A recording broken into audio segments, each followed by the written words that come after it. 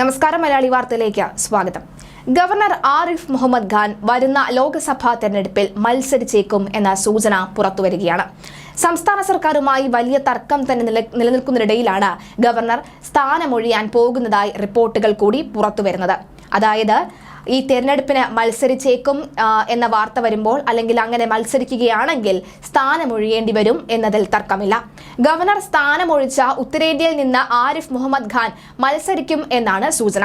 രാജ്ഭവനിലെ ഫയലുകൾ വേഗത്തിൽ തീർപ്പാക്കാൻ ഉദ്യോഗസ്ഥർക്ക് ഗവർണർ നിർദ്ദേശം നൽകിയിട്ടുണ്ട്. ഇതാണ് അഭ്യൂഹങ്ങൾ ശക്തമാക്കിയത്. ഉത്തർപ്രദേശിൽ നിന്ന് ആരിഫ് മുഹമ്മദ് ഖാൻ മത്സരിക്കാനാണ് സാധ്യത ഏറെയും. BJP കേന്ദ്ര നേതൃത്വത്തിൽ നിന്ന് നിർദ്ദേശം ലഭിച്ചാൽ ഗവർണർ സ്ഥാനം അദ്ദേഹം ഒഴിഞ്ഞേക്കും എന്നാണ് റിപ്പോർട്ടുകൾ.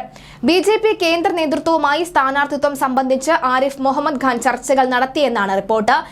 അതുപോലെ തന്നെ അദ്ദേഹത്തിന്റെ സ്വന്തം നാട് കൂടിയാണ് ഈ മത്സരിക്കാൻ പോകുന്ന ഇടം. ഇവിടെ നിന്ന് മത്സരിക്കാനുള്ള തീരുമാനത്തിന് കേന്ദ്ര നേതൃത്വത്തിന്റെ പച്ചക്കൊടി കിട്ടേണ്ടതുണ്ട്. UPയിലെ പല മണ്ഡലങ്ങളും മത്സരിക്കാനായി പരിഗണനയിൽ ഉണ്ട്. സെപ്റ്റംബർ മാസം വരെയാണ് ആരിഫ് മുഹമ്മദ് ഖാന്റെ കാലാവധി. എന്നാൽ ഇപ്പോഴേ ഫയലുകളെല്ലാം തീർപ്പാക്കാനാണ് അദ്ദേഹം നിർദ്ദേശിച്ചിരിക്കുന്നത്. തുടർച്ചയായി അദ്ദേഹം ഡൽഹി സന്ദർശനം നടത്തുന്നതും അഭ്യൂഹങ്ങൾ ശക്തമാക്കിയിരിക്കുകയാണ്. അതേസമയം വിജയിച്ചാൽ ആരിഫിനെ കേന്ദ്രമന്ത്രിയാക്കാനും സാധ്യത ഏറെയാണ്.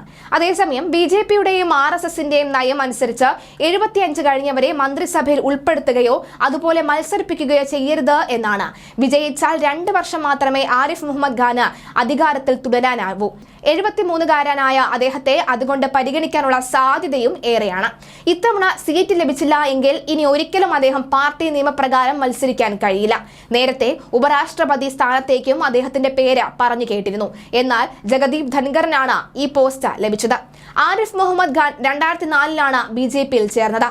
അതേസമയം പ്രധാനമന്ത്രി നരേന്ദ്രമോദിയുമായി ഉന്നത BJP നേതാക്കളുമായും നല്ല ബന്ധമാണ് ആരിഫ് മുഹമ്മദ് ഖാന് ഉള്ളത്. BJPയുടെ മുസ്ലിം മുഖമായിട്ട് അദ്ദേഹത്തെ അവതരിപ്പിക്കാൻ സാധ്യത ഏറെയാണ്. താൻ വർഷങ്ങളായി RSS അംഗമാണെന്ന് പലപ്പോഴും തുറന്നു പറഞ്ഞിട്ടുള്ള ആളാണ് ആരിഫ് മുഹമ്മദ് ഖാൻ. അതുകൊണ്ട് BJPയുടെയും ഹിന്ദുത്വ രാഷ്ട്രീയത്തെ സ്വീകരിക്കുന്നതിനും അദ്ദേഹത്തിന് തടസ്സമില്ല. 2019 സെപ്റ്റംബർ 6-നാണ് ആരിഫ് മുഹമ്മദ് ഖാൻ ഗവർണറായി കേരളത്തിൽ ചുമതലയേറ്റത്. UPയിലെ ഏറ്റവും ചെറുപ്പമേറിയ മന്ത്രി എന്ന റെക്കോർഡും അദ്ദേഹത്തിനുണ്ട്. 26-ാം വയസ്സിൽ UP നിയമസഭയിൽ എത്തിയിട്ടുണ്ട് അദ്ദേഹം. ഭാരതീയ ക്രാന്തി ദളിലൂടെയായിരുന്നു ആരിഫിന്റെ രാഷ്ട്രീയ പ്രവേശം. പിന്നീട് കോൺഗ്രസിലെത്തിയ അദ്ദേഹം വൈകാതെ തന്നെ പാർട്ടി വിട്ട BJPയിലേക്ക് ചേക്കേറുകയായിരുന്നു. എന്തായാലും അദ്ദേഹം കേരള ഗവർണർ സ്ഥാനം ഒഴിയുമോ ഇല്ലയോ എന്ന് കണ്ടറിയേണ്ടതുണ്ട്. അങ്ങനെ മത്സരിക്കാൻ പോവുകയാണെങ്കിൽ ഒരുപക്ഷെ അദ്ദേഹത്തിന് ഗവർണർ സ്ഥാനം രാജിവെക്കേണ്ടതുണ്ട്. എന്തായാലും അഭ്യൂഹങ്ങൾ മാത്രമാണ് ഈ നിമിഷം വരെയും പരത്തുന്നത്. ഒരു കൃത്യമായ റിപ്പോർട്ടുകൾ ലഭിക്കുന്നില്ല. എന്തായാലും ഗവർണറിനെ സംബന്ധിച്ച്, അല്ലെങ്കിൽ കേരള ജനതയെ സംബന്ധിച്ച്, മലയാളികളെ സംബന്ധിച്ച് വളരെ പ്രതീക്ഷയോടെ, വളരെ ഇഷ്ടമാണ് നമുക്ക് ഗവർണറെ.